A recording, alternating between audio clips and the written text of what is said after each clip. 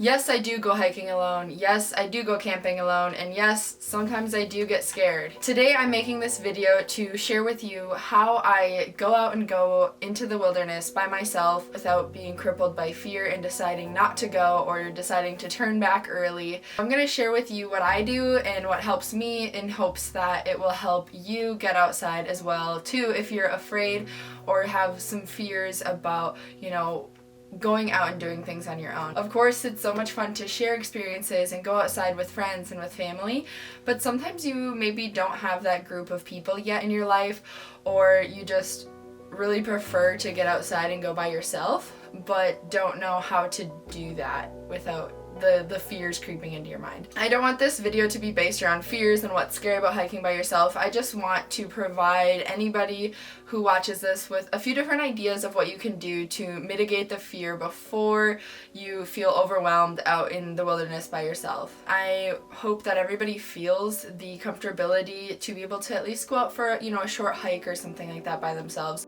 I'm going to go through some of the sources of fear that are common and how I mitigate those while I'm out by myself. So one source of fear for people going out on their own is that you might become injured or hurt and unable to make your way back to where you started.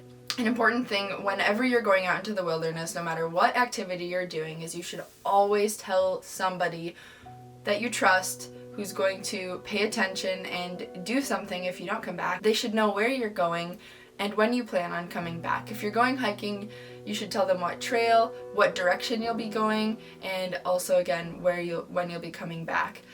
Don't change your plans. If you told them you were going to go on this trail for this many days in this direction, don't turn off on a different hiking trail and go do some crazy other activity. You want other people to be aware of where you're going. Another fear that people have, this is very common, this is probably the most common in the area that I'm at, is people ask me when I'm going out hiking by myself if I'm afraid of the bears or the wolves or the moose or any other animals that might be in the area.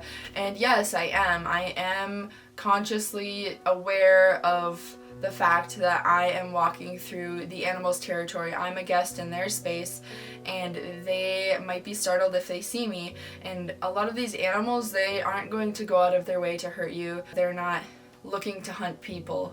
But if you startle them and it's a mother with cubs, that can be a little bit tricky. So it's important to understand that should be a valid fear, that if you come across an animal, they are big and they are in their place and you don't want to make them feel uncomfortable. But also, I don't want that to stop everybody from going out and doing things on their own. What I do to mitigate my fear and to make myself feel a little bit more comfortable is I typically make a lot of noise, because like I said, these animals aren't looking to come in contact with me. Most likely, if I'm being loud, they're gonna move out of the way and just avoid me. If you're in an area where there are a lot of animals, you can be clapping. Sometimes I'll do that. I'll clap every once in a while just to let the animals know I'm there and I'm not startling them. The problems happen when you're trying to get up close for a picture, or an animal has babies and they're really worried, or you go out looking for moose during rut season in November. You kind of got to know what you're getting yourself into.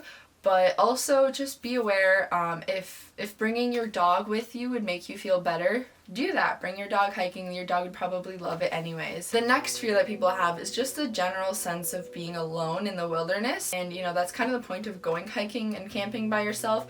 But if that's something that really makes you feel uncomfortable, bring a pet.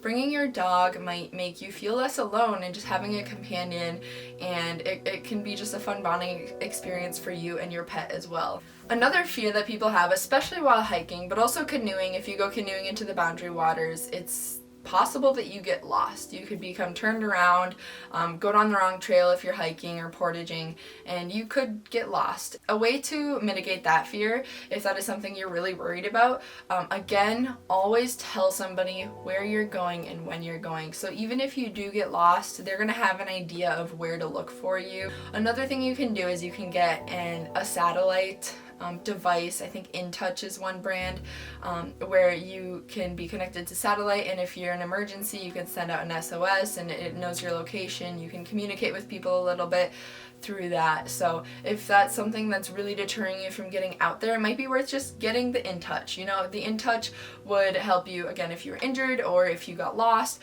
or if you just needed help in general, or you wanted to let your friend know, hey, I know I told you I'd be back at noon, I'm going to be back at 1:30, I'm running late. That can be a great tool for you. I don't personally have one, but I know of people that do, and they use them all the time to be in contact with other people when they need to. These are just my personal experiences. I'm not telling you how to act around animals, how to inform your friends. You know, that's all kind of common sense.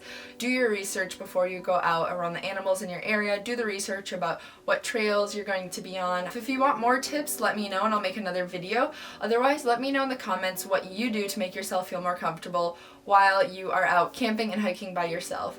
And thank you so much for watching. I hope you appreciate this video, and let me know if you have any other questions. I've gotten this question a lot, so I just wanted to make a video to answer and to talk about what I do in my experience, and maybe that'll help other people as well. Thank you for watching. Consider subscribing, and thank you to everybody who has subscribed to my channel so far. I really appreciate it, and it lets me know that people are enjoying my content. So, bye!